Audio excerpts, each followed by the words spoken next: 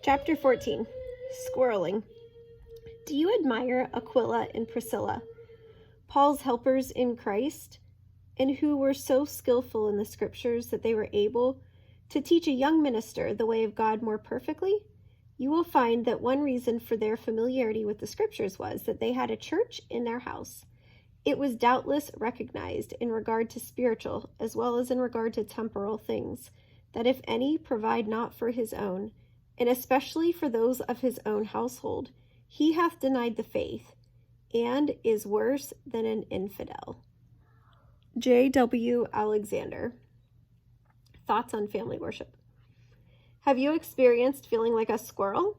That's the term we use around our home to describe the joy that comes when the fruits of the harvest are safely put on the canning shelves, packed in the freezer, or stacked in the woodshed. When a man has taken advantage of the season and gathered some product that will make his life easier during another time of the year, he experiences the happy squirrel sensation. The feeling comes when the last chicken has been butchered, cleaned, placed in a bag, and the lid of the freezer shut with a thump. Your body's tired, you're glad it's over. There's a sense of victory and a challenge overcome. What's more, there's the picture in your mind of baked chicken on a rainy November night. I get that squirrel feeling after picking the orchard when the onions are braided and hung to dry, or on the way home from the canned food case sale. Of course, an all-day drive to Klamath Falls to pick up a year's worth of potatoes with my friend Will ranks nearly tops on the squirreling chart. Squirreling isn't easy. Fingers numb from handling frozen fish and the overpowering smell from a pressure cooker are simply part of the tuna canning process. Picking blueberries is usually hot and prickly work. Gathering cucumbers for pickles and tomatoes for sauce often brings on a sore back. Nevertheless, it is all worth it when the day's done. When you stop to look at your store, it's the squirrel feeling that makes you smile. Most folks don't get the privilege of feeling like the squirrel who laid up enough nuts to last the winter. Many work to get enough money to buy what they need for the day or a week at a time. They miss the sense of seasonally gathering provisions. Canning is left to the cannery and purchased from a store. Fishing is left to a commercial company and bought over the counter. Life's experiences are often limited to 8 to 5 jobs, getting a paycheck, and paying someone else to squirrel for them. When all you get at the end of the day is money to pay for something bought with a credit card last year, the joy of work diminishes. There's a big difference in working to pay off a loan from the past and working to save for something in the future. In the first case, you're a slave, working because you have to. In the second, you're a free man choosing to work, preparing for something to come. Even so, with the right perspective, working a daily job can be a squirrel experience by gathering up funds for the future. Hard work and economy allow a man to collect a measure of resources to meet unforeseen needs. Larry works a regular job, yet he still makes time for great squirreling adventures. For his vacation, Larry traveled to the Oregon coast. There he camped and fished with extended family members. After hauling in their catch, they set up the pressure cookers and propane burners to can those fish right there in the campground. Not only did they benefit from a scenic vacation, they returned with a year's supply of seafood. When our neighbor, Mrs. Nelson, was a girl, their family climbed into a wagon each fall and drove their horses up the Mackenzie River Valley. Camping for a week beside the river, they picked blackberries and made jams, jellies, and pie fillings over the open fire.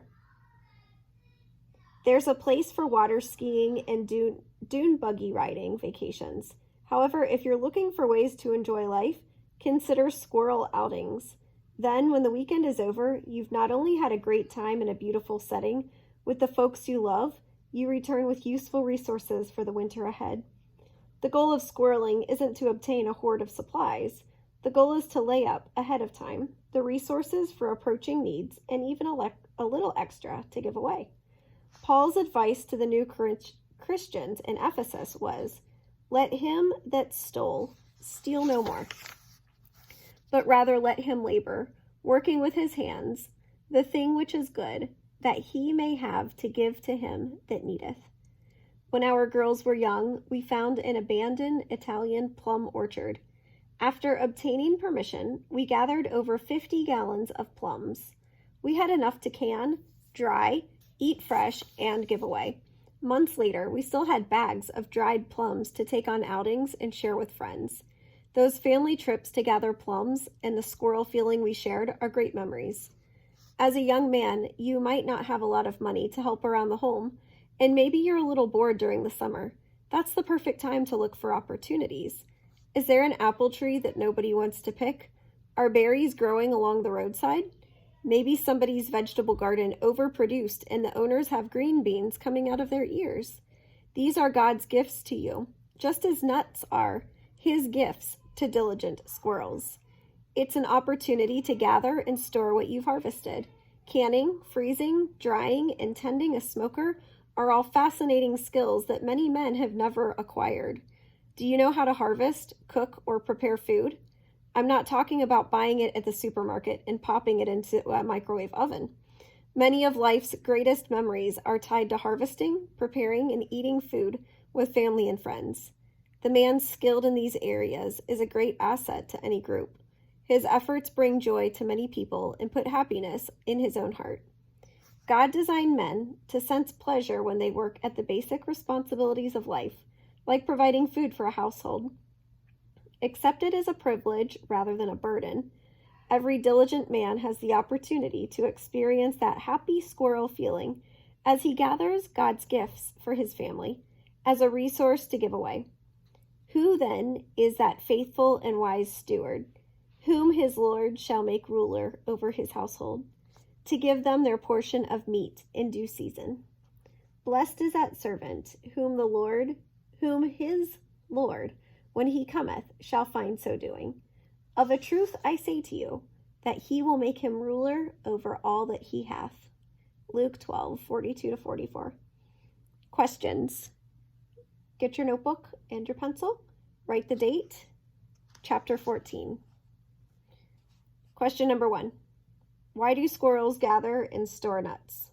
Press pause. Number 2. What kinds of things do people gather and store?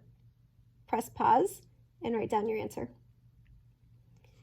Number 3. Should people only gather just enough resources for themselves? Press pause and write it down. Number 4. Why does a man feel happy when he has finished filling the woodshed with wood? Press pause and finish.